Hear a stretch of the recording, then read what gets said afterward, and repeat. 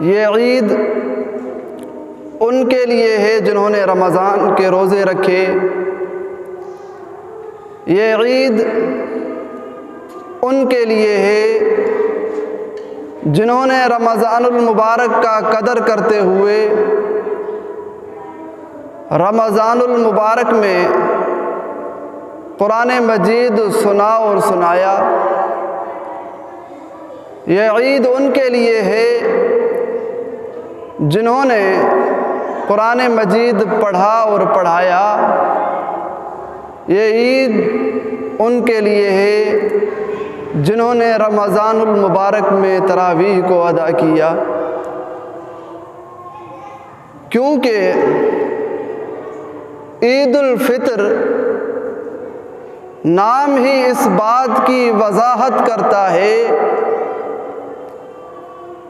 کہ یہ عید ان کے لیے ہے جنہوں نے رمضان المبارک کا قدر کرتے ہوئے رمضان المبارک میں روزہ رکھ کر راتوں کو قیام کیا۔ یہ عید ان کے لیے ہے جنہوں نے رمضان المبارک میں اللہ کو راضی کرتے کرتے کرتے اللہ کی رضا حاصل کر لی، مغفرت حاصل کر لی۔ یہ عید ان کے لیے ہے۔ میرے بھائیوں، یہ عید کن کے لیے ہے؟ لیس العید لمن لبس الجدید ولکن العید لمن خاف الوعید۔ یہ عید ان کے لیے نہیں جو صرف نئے کپڑے پہنتے ہیں، جو صرف جدید لباس پہنتے ہیں۔ فرمایا یہ عید ان کے لیے نہیں۔ یہ عید کن کے لیے ہے؟ فرمایا وَلَٰكِنَّ الْعِيدُ لِمَنْ خَافَ الْوَعِيدُ۔ یہ عید ان کے لیے ہے جو اللہ سے ڈر کر رمضان المبارک کا قدر کرتے ہوئے، جنہوں نے رمضان المبارک میں روزے رکھے اور رات کو قیام کیا اور اللہ کو راضی کیا۔ یہ عید ان کے لیے ہے جنہوں نے اللہ کو خوش کیا، جنہوں نے رمضان المبارک کا قدر نہیں کیا، جنہوں نے رمضان المبارک میں قرآن نہیں پڑھا، ان کے لیے یہ عید نہیں ہے، بلکہ ان کے لیے کیا ہے؟ ان کے لیے کائنات کے امام محمد الرسول اللہ نے کیا دعا مانگی؟ حضرت جبریل علیہ السلام آئے، محمد الرسول اللہ یوں ممبر پر چڑھ رہے ہیں۔ جبریل علیہ السلام نے آ کر عرض کیا، اے اللہ کے رسول، وہ شخص تباہ و برباد و ہلاک ہو جس شخص نے رمضان المبارک کا قدر نہیں کیا، جس شخص نے رمضان المبارک میں اللہ کو راضی نہیں کیا۔ تو جیسے ہی جبریل نے یہ ان کے لیے بد دعا کی، ان کے اوپر لعنت کی، تو محمد الرسول اللہ صلی اللہ علیہ وسلم نے بھی جواب میں فرمایا آمین۔ اے اللہ، تو اس پر لعنت کی بارش برسا جس شخص نے رمضان المبارک کا قدر نہیں کیا۔ تو میرے بھائیوں، یہ عید ان کے لیے ہے جنہوں نے رمضان المبارک میں اللہ کو راضی کیا، اللہ کو خوش کیا۔ یہ رمضان المبارک بڑا بابرکت مہینہ ہے۔ جیسے ہی یہ مہینہ جاتا ہے تو جو عید والی رات آتی ہے، جس رات کو لیلۃ الجائزہ بھی کہا گیا ہے۔ لیلۃ الجائزہ کیا مطلب؟ یعنی یہ رات انعام والی رات ہے، بدلے والی رات ہے۔ اس رات میں اللہ تمام مومنین کو، تمام مسلمین کو، جنہوں نے بھی رمضان میں روزے رکھے، جنہوں نے بھی رمضان میں قیام کیا، جن لوگوں نے بھی رمضان میں تلاوت کی، اللہ تعالیٰ ان کو اس رات میں بدلہ دیتا ہے۔ یہ رات بدلے کی رات ہے۔ یہ رات وہ رات ہے جس رات کے بارے میں کائنات کے امام محمد الرسول اللہ صلی اللہ علیہ وسلم نے امت کو خطاب کرتے ہوئے یہ ارشاد فرمایا، اے لوگو یاد رکھو، من قام لیلۃ العیدین، حضور علیہ السلام نے فرمایا جو بھی شخص عیدین یعنی دونوں عیدوں کی راتوں میں سے کسی عید کی رات میں کھڑا ہوا، جس نے قیام کیا، چاہے عید الاضحیٰ والی رات ہو، چاہے عید الفطر والی رات ہو، جس بھی شخص نے ان راتوں میں قیام کیا محتسبا للہ، اللہ تعالیٰ سے ثواب کی امید کرتے ہوئے، ثواب کی نیت کرتے ہوئے، اس کے بارے میں محمد الرسول اللہ صلی اللہ علیہ وسلم نے فرمایا، لم یمت قلبہ یوم تموت القلوب، جس دن تمام انسانوں کی دلیں مردہ ہو جائیں گی، اس شخص کی دل زندہ ہوگی۔ جس شخص نے عید والی رات قیام کیا وہ بڑا خوش قسمت ہے، وہ بڑا خوش نصیب ہے۔ لیکن ہمارے معاشرے میں جیسے ہی رمضان چلا جاتا ہے، عید کی رات خوشیوں میں کوئی آدمی نماز نہیں پڑھتا۔ تو میرے بھائیوں، یہ رات بدلے کی رات ہے۔ جس طرح اس رات کو یہ لقب حاصل ہوا، یہ رات لیلۃ الجائزہ ہے، یہ رات انعام والی رات ہے، یہ رات بدلے والی رات ہے، بالکل اسی طرح عید کے دن کو بھی یہ لقب حاصل ہے۔ اس دن کو یوم الجائزہ کہا جاتا ہے، یہ دن بھی بدلے کا دن ہے۔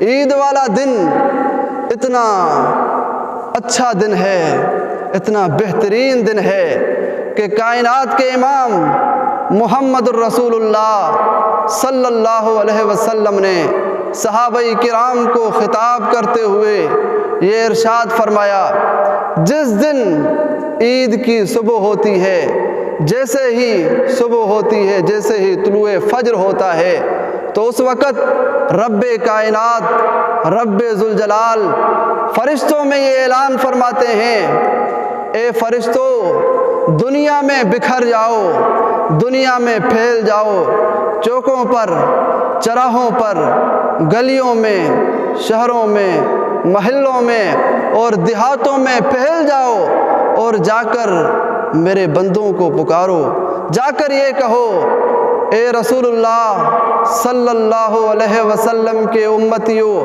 آؤ آج اس بارگاہ الہی کی طرف، آؤ آج اس اللہ کے گھر کی طرف جو اللہ بہت زیادہ عطا کرنے والا ہے، آؤ اس غفار کی طرف جو غفار مغفرت کرنے والا ہے، آؤ اس رحمان کی طرف جو رحمان بڑے بڑے قصوروں کو معاف کرنے والا ہے۔ جیسے ہی انسان عیدگاہ کی طرف چلتے ہیں، اس وقت رب کائنات، رب ذوالجلال کا فرشتوں سے یہ سوال ہوتا ہے، فرشتوں بتاؤ تو صحیح، جس انسان نے مزدوری کا حق ادا کر دیا ہو، جس نے اپنی مزدوری کامل کر دی ہو، بتاؤ تو صحیح اس کا بدلہ کیا ہے؟ فرشتے جواب دیتے ہیں، اس کا بدلہ یہ ہے، اے خلاق عالم میں رب کائنات، اس کا بدلہ یہ ہے کہ اس کو مزدوری کا حق ملنا چاہیے۔ تو جیسے ہی فرشتے یہ جواب دیتے ہیں تو رب ذوالجلال یوں اعلان فرماتے ہیں، فرشتوں تم گواہ بن جاؤ، آج رب ذوالجلال کا اعلان ہو رہا ہے، جس نے بھی روزے رکھے، جس نے بھی رمضان میں قرآن پڑھا، جس نے بھی رمضان میں قیام کیا، اس کے بارے میں آج رب کائنات اعلان کر رہا ہے، اس کو میری رضا حاصل ہو گئی، اس کو اللہ تعالیٰ کی طرف سے مغفرت حاصل ہو گئی۔ وہ بڑی قسمتوں والے، وہ بڑے خوش نصیب جس کے بارے میں رب کائنات، رب ذوالجلال یوں عید کے دن اعلان فرماتے ہیں۔ کائنات کے امام محمد رسول اللہ صلی اللہ علیہ وسلم نے فرمایا، جب انسان عیدگاہ میں ہوتے ہیں اس وقت اللہ کا اعلان ہوتا ہے، رب کائنات، رب ذوالجلال یوں اعلان کرتے ہیں، اے میرے بندو، اے لوگو، میری عزت کی قسم، میرے جلال کی قسم، آج تمہارا رب، تمہارا پروردگار یہ اعلان کرتا ہے، آج کے دن جو بھی تم مجھ سے آخرت کے بارے میں مانگو گے، میں اپنی عزت کی قسم، میں اپنے جلال کی قسم اٹھا کر کہتا ہوں، ہر چیز آخرت کی تمہیں میں عطا کر کے چھوڑوں گا۔ اس دن اللہ کا یہ اعلان ہوتا ہے، میری عزت کی قسم، میرے جلال کی قسم، آج رب کائنات کا یہ اعلان ہو رہا ہے۔ کن کے لیے؟ جنہوں نے روزے رکھے، جنہوں نے رمضان میں قیام کیا، جنہوں نے رمضان میں اللہ کو راضی کیا، ان کے لیے اعلان ہوتا ہے۔ رب کائنات یوں قسمیں اٹھاتے ہیں، میری عزت کی قسم، میرے جلال کی قسم، اگر تم جو بھی دنیا کے لیے مانگو گے میں مصلحت پر نظر کروں گا۔ میرے بندو، میرا تم سے 70 ماؤں سے بھی زیادہ پیار ہے، اگر تمہارے فائدے میں ہوگا تو تمہیں وہ بھی عطا کر دوں گا۔ رب کائنات کا یہ اعلان ہوتا ہے، میری عزت کی قسم، میرے جلال کی قسم، ان کے لیے اعلان ہوتا ہے جنہوں نے روزے رکھے اور جنہوں نے قیام کیا۔ رب کائنات کا اعلان ہوتا ہے، میری عزت کی قسم، میرے جلال کی قسم، میں تمہیں کل قیامت کے دن کفار کے سامنے رسوا نہیں کروں گا۔ رب کائنات کا اعلان ہوتا ہے، میری عزت کی قسم، میرے جلال کی قسم، اے انسانو، اگر تم مجھے ہر جگہ پر یاد کرو گے، اگر تم میرا خیال کرو گے تو ہمیشہ میں تمہاری لغزشوں پر پردہ ڈالتا رہوں گا۔ رب کائنات کا اعلان ہوتا ہے، میری عزت کی قسم، میرے جلال کی قسم، تم نے رمضان میں میری رضا کے خاطر اپنے جسم کو بھوک پر تڑپایا تھا، اپنے جسم کو پیاس پر تڑپایا تھا، لیکن تم نے میری رضا کے لیے روزے رکھے تھے، تم نے پیاس کو برداشت کیا، بھوک کو برداشت کیا، لیکن تم نے مجھ سے وفا کی، تم نے میرے بھیجے ہوئے مہمان رمضان کا خیال کیا، اس سے وفا کی، تو آج اللہ کا تمہارے لیے اعلان ہو رہا ہے، اللہ تم سے راضی ہو گیا، تم اللہ سے راضی ہو گئے۔ جب یہ اعلان ہوگا تو پھر یہ اعلان ہوگا، آج اللہ نے تمہیں بالکل پاک کر دیا ہے، گھروں کو جاؤ، گھروں کی طرف جب واپس لوٹ کر جاؤ تو تمہاری یہ حالت ہو بالکل تم بخشائے اور بخشے ہو۔ یہ اللہ تعالیٰ کی طرف سے عید کے دن اعلان ہوتا ہے، اللہ تعالیٰ یہ اعلان کرتے ہیں۔ تو میرے بھائیو، یہ عید ان کے لیے ہے جنہوں نے رمضان میں اللہ کو راضی کیا، لیکن جن لوگوں نے اللہ کو راضی نہیں کیا، جن لوگوں نے رمضان میں اللہ کو ناراض کیا، جنہوں نے روزے نہیں رکھے، جنہوں نے رمضان کا قدر نہیں کیا، جنہوں نے قیام نہیں کیا، جن لوگوں نے رمضان میں بھی اللہ کی نافرمانی کی، تو ان کے لیے جبریل علیہ السلام نے اللہ سے دعا مانگی، اللہ ان اشخاص پر لعنت بھیج، اے اللہ ان اشخاص کو اپنی رحمت سے دور کر دے۔ حضور علیہ السلام نے فرمایا آمین، اللہ قبول فرما کہ ان لوگوں پر لعنت کر جنہوں نے رمضان میں روزے نہیں رکھے۔ تو آئیں بارگاہ الہی کی طرف رجوع کریں، اس اللہ سے مانگیں، وہ بڑا بخشنے والا ہے، وہ بڑا غفار ہے، وہ بڑا رحمان ہے۔ آؤ اللہ سے وعدہ کرتے ہیں، اللہ اگر زندگی رہی تو جو روزے قضا ہو گئے انشاءاللہ ان کو دوبارہ رکھیں گے، اگر ہماری زندگی میں دوبارہ رمضان آ گیا تو انشاءاللہ دوسرے رمضان کے مکمل روزے رکھیں گے، وہ بڑا غفار ہے، معاف کرنے والا ہے۔ تو میرے بھائیو، اللہ تعالیٰ نے اس امت کو دو عظیم تہوار، دو عظیم دن خوشی کے اللہ تعالیٰ نے اس امت کو عطا فرمائے ہیں۔ ان میں سے ایک عید الفطر ہے اور ایک عید الاضحیٰ ہے۔ عید الفطر ایک بڑا خوشی کا دن ہے۔ اب یہ خوشی کا دن ہے، مسلمانوں کی عید ہے، مسلمانوں کو خوشی ہوتی ہے، تو کیا ہم اس دن میں موٹر سائیکل کا سائلنسر نکال دیں؟ کیا ہم یہ خوشی کا دن ہے، کیا اس میں ہم سیٹیاں بجائیں، تاڑیاں بجائیں، کیا کریں؟ کیا اس میں ہم ناچیں کودیں؟ فرمایا نہیں۔ جس طرح شریعت تمہاری عبادات میں تمہاری رہنمائی کرتی ہے، اسی طرح شریعت تمہاری خوشیوں میں بھی، تمہاری غمیوں میں بھی تمہاری رہنمائی کرتی ہے۔ اگر یہ دین کامل ہے، الیوم اکملت لکم دینکم، یقیناً یہ دین کامل ہے۔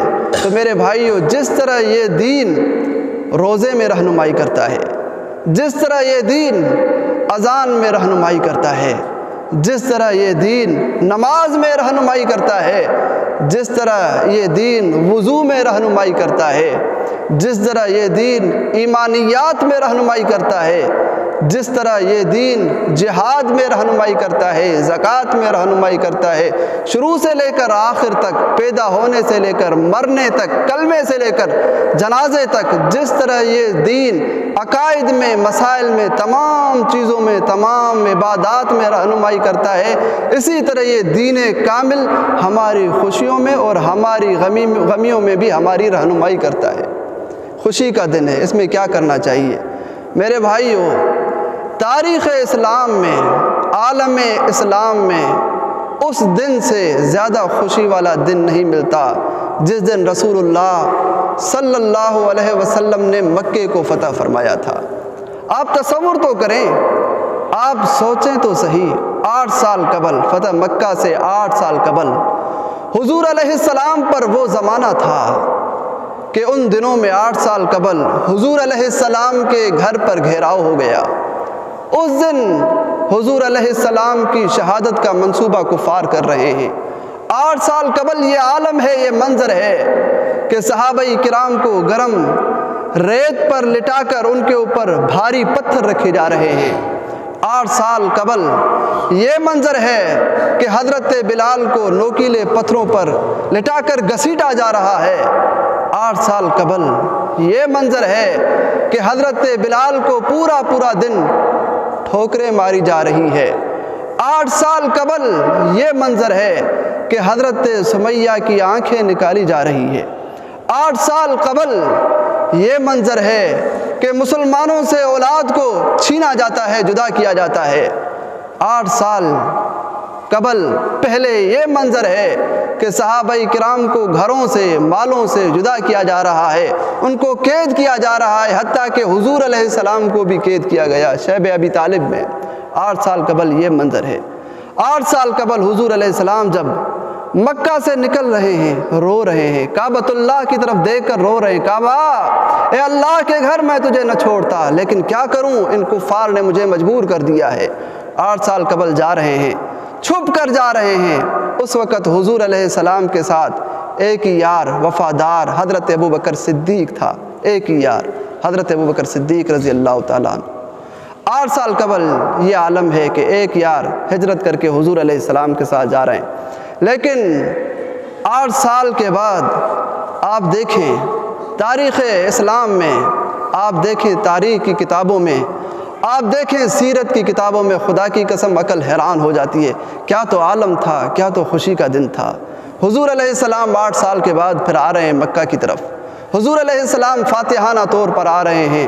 حضور علیہ السلام کا 10,000 قدسیوں کا لشکر، حضور علیہ السلام کا وہ لشکر جس میں حضرت ابوبکر صدیق رضی اللہ تعالیٰ عنہ جیسا وفادار، جس لشکر میں حضرت فاروق اعظم رضی اللہ تعالیٰ عنہ جیسا جان باز، جس لشکر میں حضرت عثمان جیسا سخی، جس لشکر میں حضرت حیدر کرار رضی اللہ تعالیٰ عنہ جیسا بہادر، جس لشکر میں حضرت خالد بن ولید جیسا جرنیل، جس لشکر میں حضرت سعد بن ابی وقاص جیسا کمانڈر آ رہے ہیں، حضور کا لشکر آ رہا ہے۔ 10,000 قدوسیوں کا لشکر، 10,000 حضور علیہ السلام کے جان بازوں کا لشکر، 10,000 حضور علیہ السلام کے کمانڈروں کا لشکر، آگے آگے پیچھے کائنات کے امام محمد الرسول اللہ صلی اللہ علیہ وسلم اونٹنی پر بیٹھے ہیں۔ حضور علیہ السلام کا سر جھکا ہوا ہے۔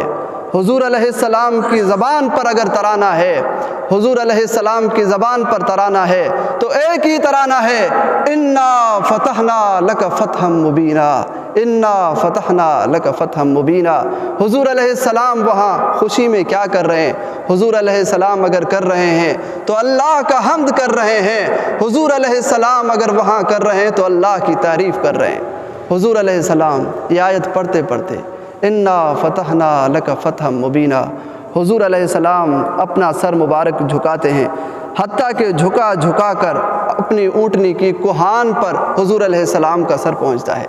تو حضور علیہ السلام نے خوشی میں اپنی امت کو دس دیا ہے، تو اے میری امت، اگر خوشی میں بھی تمہیں کرنی ہو تو اللہ کی تعریف کرنی ہوگی، اگر خوشی میں بھی تمہیں کرنا ہوگا تو اللہ کا حمد کرنا ہوگا۔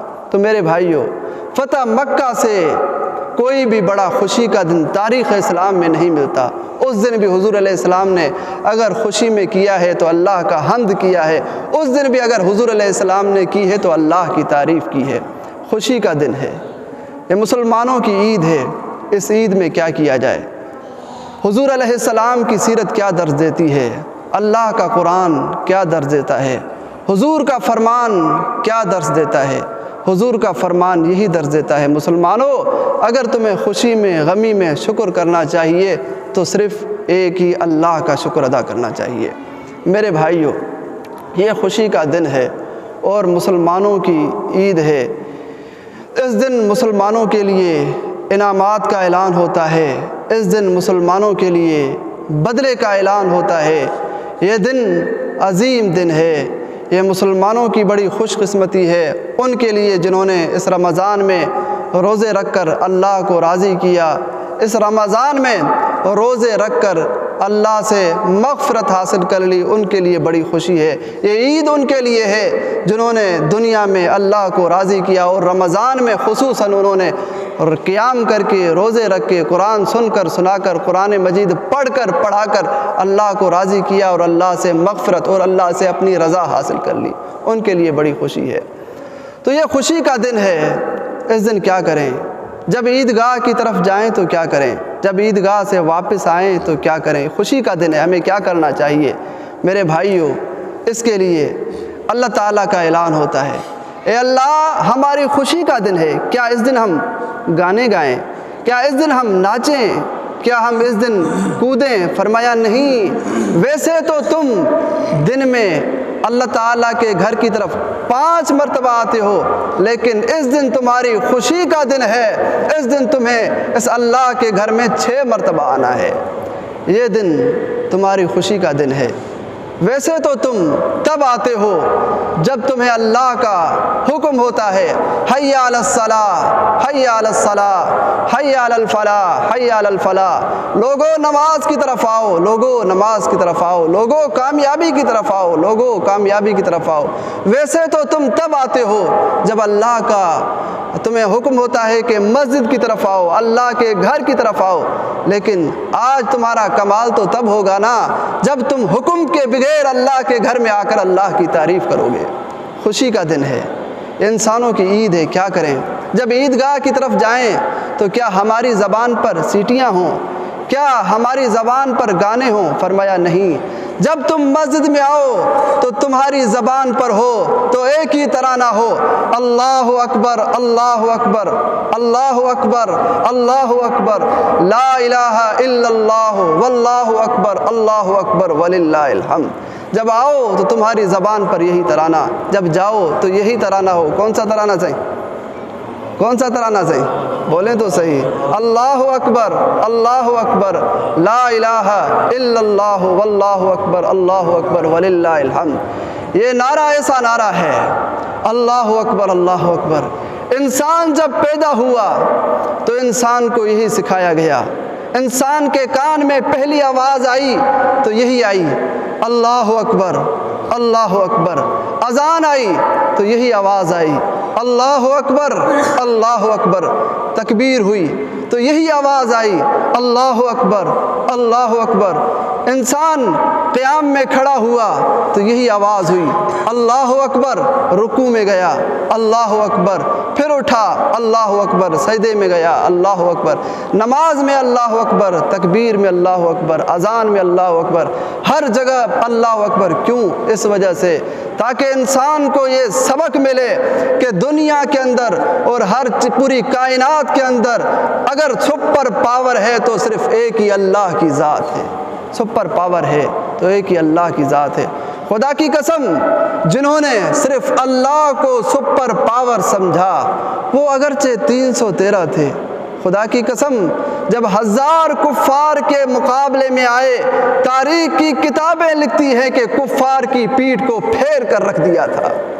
جنہوں نے اللہ کو صرف سپر پاور سمجھا وہ خندق میں آئے، وہ حنین میں آئے، حنین میں، تبوک میں آئے، ایسی تبوک کہ منافقین کی چیخیں نکل گئی تھی، یارو تبوک میں کون لڑے گا، یارو تبوک میں کون مقابلہ کرے گا، ہم تو نہیں چل سکتے۔ لیکن جن لوگوں نے صرف سپر پاور اللہ کو سمجھا نکل پڑے، چلے آئے۔ خدا کی قسم تبوک میں جب آئے تو کفار میں ہمت ہی نہیں ہوئی کہ ان اللہ کے پروانوں، اللہ کے دیوانوں سے کچھ مقابلہ کر سکے۔ تو میرے بھائیوں، جن لوگوں نے بھی اللہ کو سپر پاور سمجھا ہے تو ان کے لیے اعلان ہے وَأَنْتُمُ الْأَعْلَوْنَ إِن كُنتُم مُؤْمِنِينَ، مومنین تم ہی غالب آؤ گے اگر تم مومن ہو، اگر تم مومن ہو تو دنیا کے اندر غالب آنا ہے تو تمہیں آنا ہے۔ یہ ایسی آیت ہے کہ ہمارے بزرگ حضرات اس کو پڑھ کر یہ کہتے تھے، یارو یا تو ہم مومن نہیں یا قرآن سچا نہیں۔ قرآن، ہمارا عقیدہ ہے کہ قرآن بے شک سچا ہے، یا تو ہم مومن نہیں، پھر اس کا مطلب یہ ہے کہ ہم مومن نہیں۔ کیوں؟ اس وجہ سے کہ اگر ہم مومن ہوتے تو کسی کفار میں، کسی کافر میں یہ جرت ہی نہ ہوتی کہ مسلمانوں پر للکار کرے، مسلمانوں پر حملہ کرے۔ ہم مومن نہیں، ہمارا کامل ایمان نہیں، آج ہمارا کامل ایمان نہیں، اسی وجہ سے آج یہ کشمیر ہم سے قبضہ ہو گیا، یہ مقبوضہ کشمیر بن گیا۔ آج ہم مومن نہیں، اس وجہ سے ہمارے اندر کامل ایمان نہیں، اسی وجہ سے آج فلسطین میں ظلم ہو رہا ہے۔ آج ہمارے اندر ایمان کامل نہیں، اسی وجہ سے مسلمان آج ہر جگہ پر مظلوم ہے، پریشان ہے۔ ہمارے اندر کامل ایمان کیوں نہیں، ایمان کامل کیوں نہیں؟ اس وجہ سے کہ ہمارے اندر جہاد نہیں۔ اسی وجہ سے کائنات کے امام محمد رسول اللہ صلی اللہ علیہ وسلم نے فرمایا آخری دور ہوگا، مسلمان سمندر کی جھاگ کی طرح ہوں گے، مسلمانوں پر مطلب ہے کہ ظلم ہوگا، مسلمان بالکل پریشان ہوں گے۔ صحابہ کرام نے عرض کی اے اللہ کے رسول کیا اس وقت مسلمان تھوڑے ہوں گے؟ محمد رسول اللہ نے فرمایا نہیں، مسلمانوں کی تعداد زیادہ ہوگی لیکن مسلمانوں میں جذبہ جہاد نہیں ہوگا۔ آج جذبہ جہاد نہیں، اس وجہ سے مسلمان پریشان ہیں۔ لیکن جن میں جذبہ جہاد تھا، جنہوں نے سپر پاور صرف اللہ کو سمجھا، خدا کی قسم تھے تو 313 لیکن دنیا کے کفار کو پریشان کر کے رکھ دیا تھا۔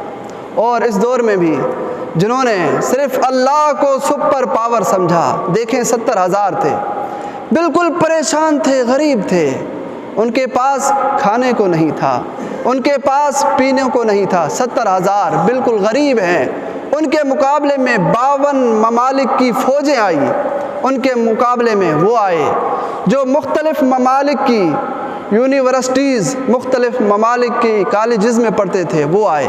ان کے مقابلے میں جو چٹائیوں پر بیٹھ کر قرآن پڑھتے تھے، ان کے مقابلے میں وہ آئے جو محلات میں ان پر گالیچوں پر سوتے تھے، جو بیڑوں پر سوتے تھے، ان کے مقابلے میں آئے جو پہاڑوں کی غاروں میں تھے، جو اپنا تکیہ بناتے تھے تو پتھروں کو بناتے تھے، ان کے مقابلے میں وہ آئے، وہ 52 ممالک کی فوجیں آئی جو بکرے کے گوشت، جو ہرن کے گوشت کھاتے تھے، جو بڑے روسٹ کھاتے تھے، ان کے مقابلے میں آئے جو بیچارے سوکھی روٹی، جو بیچارے چنوں کی دال جیب سے نکال کر کھاتے تھے، ان کے مقابلے میں یہ بڑے بڑے 52 ممالک کے فوجی آئے۔ لیکن دنیا نے دیکھا ان کا انجام کیا ہوا۔ خدا کی قسم اس دنیا میں بھی وہی کامیاب ہوئے جنہوں نے اگر سپر پاور سمجھا تو صرف اللہ کو سمجھا۔ میرے بھائیوں، قرآن نے یہی درس دیا ہے، اگر ہر چیز پر قادر ہے صرف ایک ہی ذات اللہ کی ذات ہے، اور ہر چیز کی قدرت رکھتی ہے تو صرف ایک اللہ کی ذات، اگر سپر پاور ہے تو صرف اللہ کی ذات۔ جب ہر چیز کی قدرت رکھنے والی ایک ذات ہے، جب ہر چیز پر قادر ایک اللہ ہے تو مدد بھی کس سے مانگنی چاہیے؟ صرف اللہ سے، کیونکہ خلاق عالم، کیونکہ رب کائنات، کیونکہ رب ذوالجلال ہے تو صرف ایک اللہ، کیونکہ اللہ نے یہ اعلان فرمایا ہے قُلْ لَا أَمْلِكُ لِنَفْسِي نَفْعًا وَلَا ضَرًّا، ایک جگہ پر ہے ضَرًّا وَلَا نَفْعًا۔ اے کائنات کے امام محمد رسول اللہ صلی اللہ علیہ وسلم جا کر اپنی امت کو بتلائیے یہ پیر تو کیا، فقیر تو کیا، غوث تو کیا، کتب تو کیا، ابدال تو کیا، نبی تو کیا، فرشتے تو کیا، آج کائنات کا امام محمد رسول اللہ صلی اللہ علیہ وسلم بھی یہ اعلان کرتا ہے، لا املک لنفسی نفعا ولا ضرا، دوسرے لوگوں کے نفسوں کا مالک تو کیا، میں اپنے نفس کا بھی مالک نہیں کہ میں اپنے نفس کو نفع یا نقصان دے سکوں۔ ہر کسی کو نفع اور نقصان دینے والی ذات ہے تو کس کی؟ اللہ کی۔ میرے بھائیوں، کوئی کسی کی غیبی مدد کب کر سکتا ہے؟ کوئی کسی کی غیبی مدد تب ہی کر سکتا ہے جب اس کے اندر تین چیزیں ہوں۔ نمبر ایک، عالم الغیب ہو، اندر کی چیزوں کا پتہ ہوگا تو مدد کرے گا نا، اگر اندر کی چیزوں کا پتہ ہی نہیں تو مدد کیسے کرے گا؟ نمبر دو، مختار کل ہو، تکلیف ہٹانے کی طاقت ہو، تکلیف ہٹانے کی طاقت ہوگی تو مدد کرے گا نا، اگر تکلیف ہٹانے کی طاقت ہی نہیں تو مدد کیسے کرے گا؟ نمبر تین، حاضر ناظر ہو، ساتھ ہوگا تو مدد کرے گا، اگر ساتھ ہی نہیں ہوگا تو مدد کیسے کرے گا؟ تو آئیے قرآن مجید سے پوچھتے ہیں، اے قرآن تو بتا، کیا اللہ کے علاوہ کوئی عالم الغیب ہے؟ کیا اللہ کے علاوہ کوئی حاضر ناظر ہے؟ کیا اللہ کے علاوہ کوئی حاجت روا ہے؟ کیا اللہ کے علاوہ کوئی مختار کل ہے؟